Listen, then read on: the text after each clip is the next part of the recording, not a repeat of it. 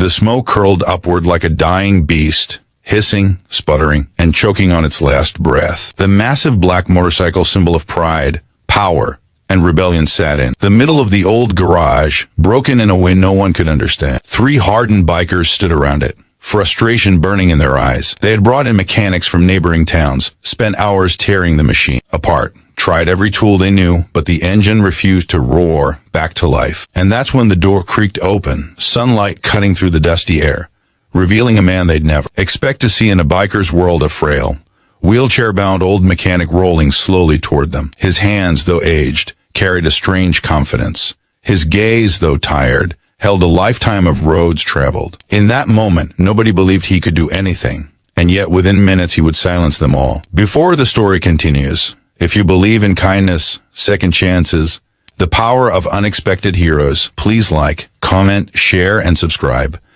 Your support means everything. The old man's name was Samuel Briggs, once known across the state's biker community as Iron Hand Sam. In his youth, though, few remembered anymore. Time had weakened his body and confined him to a wheelchair after a highway accident 15 years ago.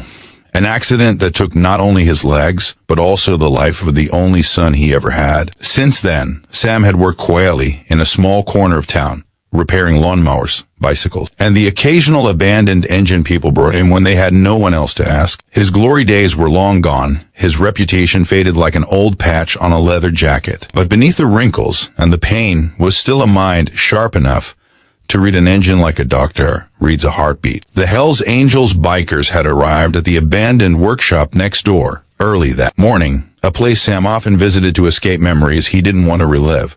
They were loud, strong, intimidating. Everything Sam was not anymore. Their bike was a masterpiece of power and history, a machine built over years with passion and grit. When it broke down halfway through their long ride, they towed it into the nearest town, hoping to find someone capable. But every mechanic gave up. Every expert failed. The engine kept overheating, coughing out steam, and shutting down as if its soul had left. Sam watched them from a distance at first, telling himself he shouldn't interfere. He had been ignored, dismissed, and pitied enough times to know there was no place for him in their world anymore. But something about the way the engine shot out steam reminded him of the night his son died. How the last sound he heard was the sputtering of a bike in distress before the crash. The memory punched him in the chest, and before he realized it, he was rolling his wheelchair into the workshop. The bikers stared at him, some with confusion, others with disbelief.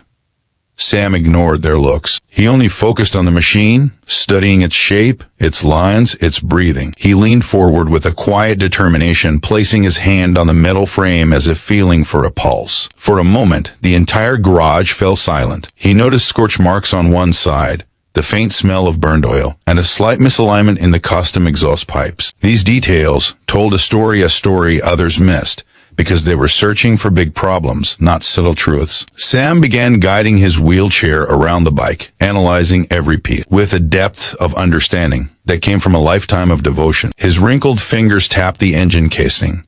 His eyes narrowed as he traced the fuel lines and inspected the carburetor. Slowly, he realized what everyone else failed to see.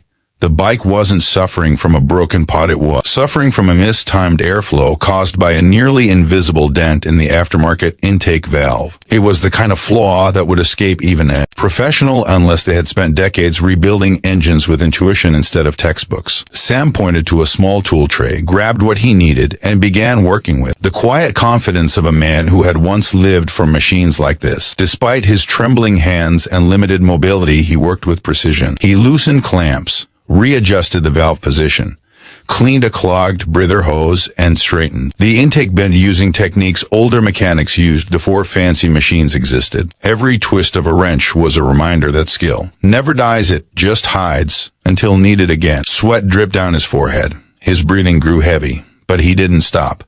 He couldn't stop, because fixing this bike wasn't just about showing he still had value.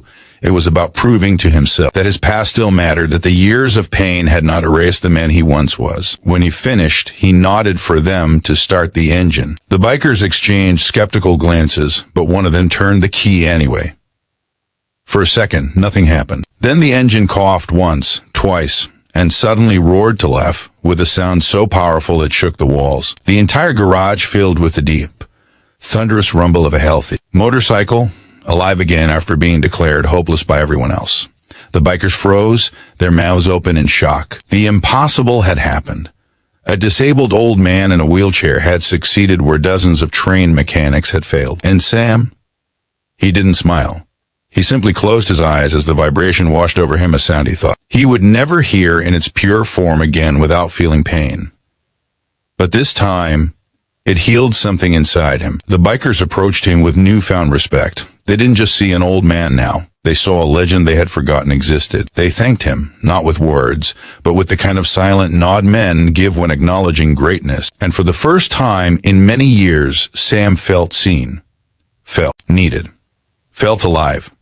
As they rode away, leaving trails of dust and gratitude behind them, Sam watched from the doorway, the wind brushing his face gently. He knew he couldn't ride anymore, but he also knew this. Some journeys aren't taken on wheels, they're taken in the heart. And that day, his heart traveled further than he had in years. If this story touched your heart, please like, comment, share, and subscribe. Your support helps more people hear stories of courage and forgotten heroes. Special request, before the video ends, comment below what part of Sam's journey inspired you the most. And with that, the story of Iron Hand Sam reminds us all strength does always roar. Sometimes it rolls in quietly and surprises the world.